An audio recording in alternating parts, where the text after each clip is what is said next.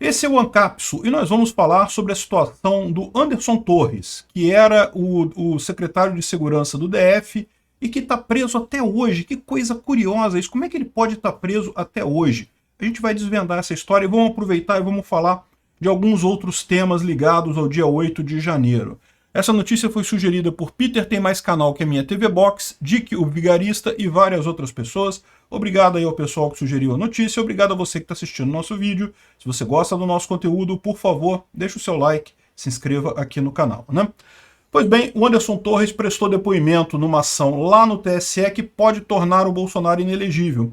O mais curioso dessa ação que está correndo lá no TSE foi o fato deles perguntarem coisas referentes ao dia 8 de janeiro, como, por exemplo, aquela minuta que não tinha nem pé nem cabeça, de tentativa de golpe, coisa e tal. Por que perguntaram isso, se a ação que está sendo movida, né, se a questão toda era justamente a reunião que Bolsonaro fez com os embaixadores lá no ano passado, né? Vocês lembram?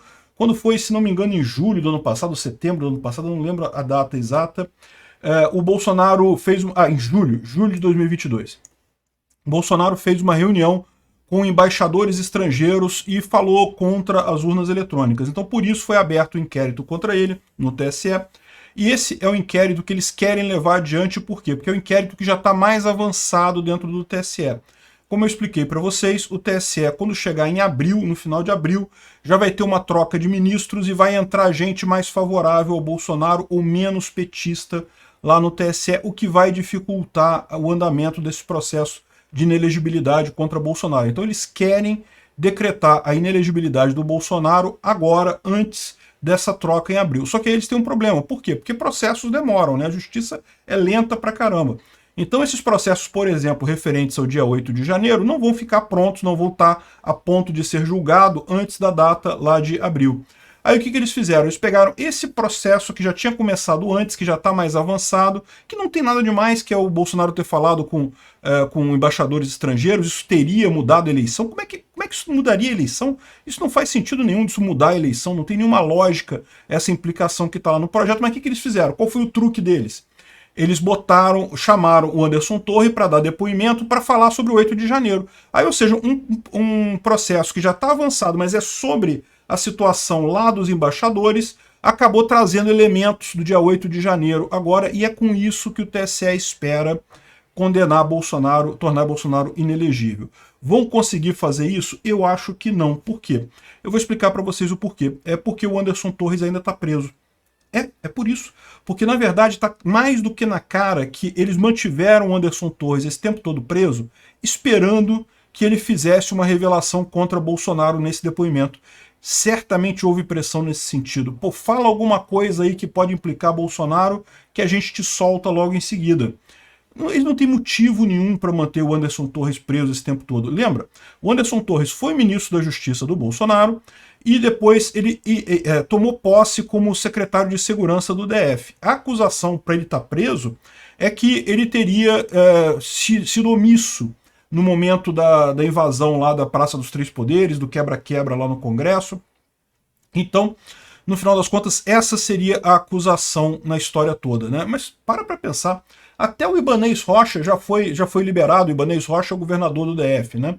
E, de novo, e o Flávio Dino não foi. Por que o Flávio Dino também não foi preso? Então, já que ele também era secretário, era o ministro de Segurança, ministro da Justiça, também era responsável pela segurança da Praça dos Três Poderes, né? Esse, aliás, é o ponto principal da CPMI no dia 8 de janeiro. Apurar a responsabilidade que a PF não está apurando, a responsabilidade do governo Lula.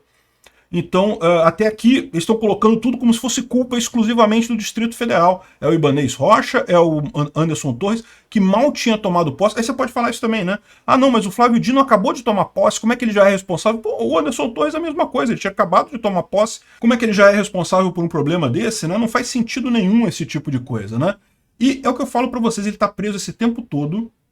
O Ibanez Rocha não foi preso, ele foi afastado do governo, agora foi reinstituído ao governo, não chegou a ser preso. Ou se foi preso pouco tempo.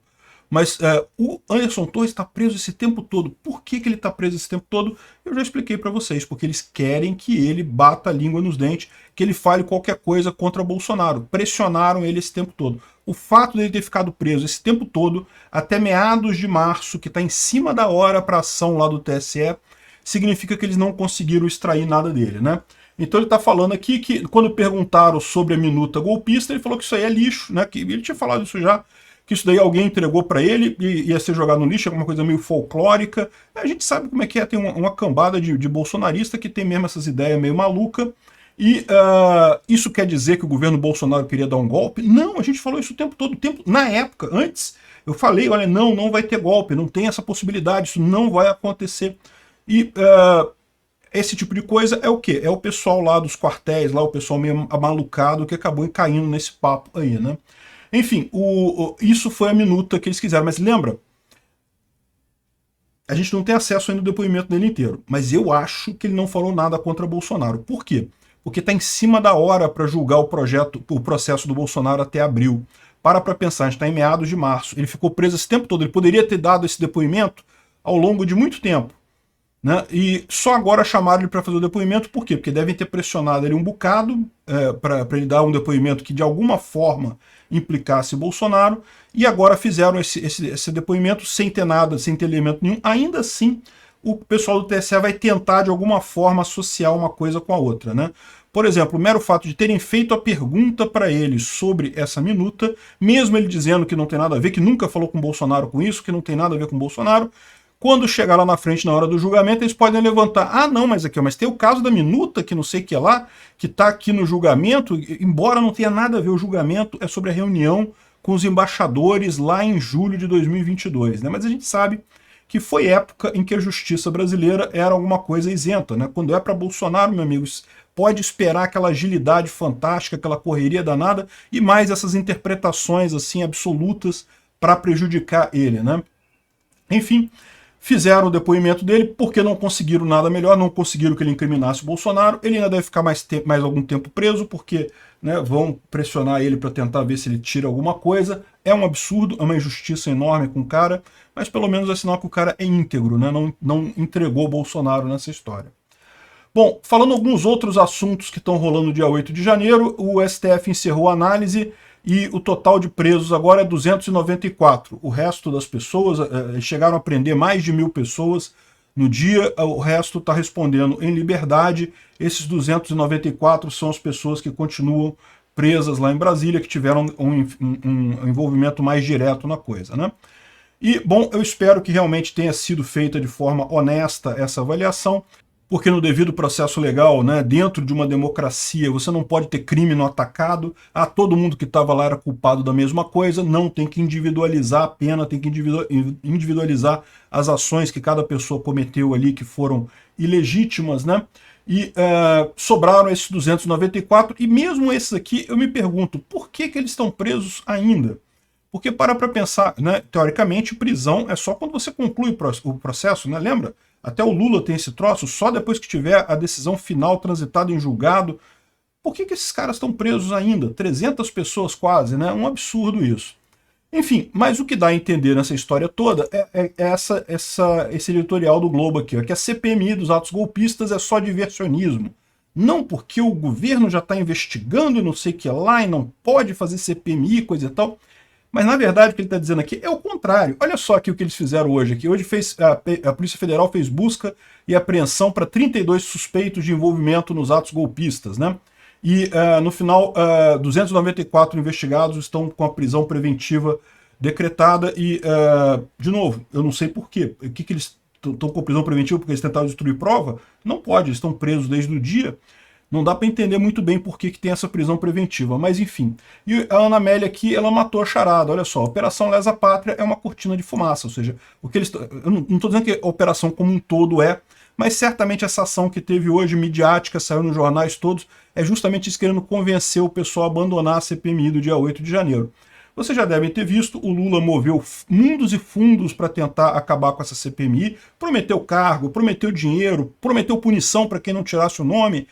e mesmo assim só 4 pessoas tiraram o nome e nesse meio tempo outras 6 colocaram o nome, ou seja, a CPMI está garantidíssima lá no Congresso. Não, quer dizer, garantidíssima, assim, em termos de todos os requisitos, né? O que o STF vai fazer para ajudar o Lula nesse aspecto, a gente não sabe ainda. É possível que faça alguma coisa. O Pacheco, o STF pode fazer alguma coisa ainda para tentar impedir essa CPI. Seria um absurdo, mas eles podem tentar, né? Enfim, tá mais do que claro que esse troço está sendo usado de forma puramente política, né? E por que o Lula não quer essa CPI? Eles estão falando aqui, não, é porque o Congresso tem outras coisas para fazer, coisa importante. Eu não vejo nada importante para o Congresso fazer. O novo pacote fiscal é terrível, é melhor ficar com teto de gastos mesmo, não deveria ser votado. A questão do reforma tributária também sou contra, não tinha que votar nada disso daí. A reforma administrativa, eu sou a favor, acho que tem que fazer reforma administrativa. Agora, não é tanta coisa assim, né? O problema do Lula é aquilo que eu falei para vocês, é que fatalmente essa CPMI vai fazer a parte que a polícia não está fazendo, que é investigar o próprio governo, investigar o Lula e o Flávio Dino, que tem responsabilidade também. Também foram omissos, tanto quanto o Ibanez Rocha e o Anderson Torres.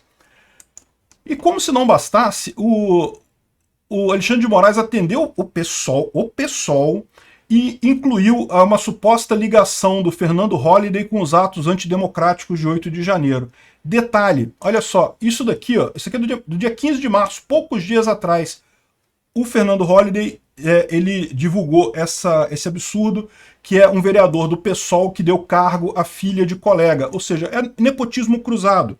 Para você não dizer que você está dando emprego para o seu filho, para o seu parente, você faz um acordo com outro deputado, eu emprego seu filho, você emprega meu filho, e pronto, não tem nepotismo na parada, né? Só que nepotismo cruzado também é ilegal, né? O Fernando Holliday denunciou isso, o pessoal gosta de se dizer o partido bonitinho e coisa e tal. Olha o que fizeram. Fizeram o pedido do PSOL, o PSOL pediu para o Alexandre de Moraes incluir ele nesse inquérito, e o Alexandre de Moraes incluiu. Mandou a Polícia Federal apurar a suposta ligação do Fernando Holliday com os atos de 8 de janeiro, né? Veja se não é uma deturpação completa da justiça que a gente está vivendo nesse momento. Obrigado por assistir o vídeo até o final. Além de curtir, compartilhar e se inscrever no canal, considere se tornar patrocinador com valores a partir de R$ 1,99. Clique no botão Seja Membro abaixo para saber as condições e vantagens de patrocinar o canal. Mais informações sobre o nosso projeto, visite nossos sites indicados na tela.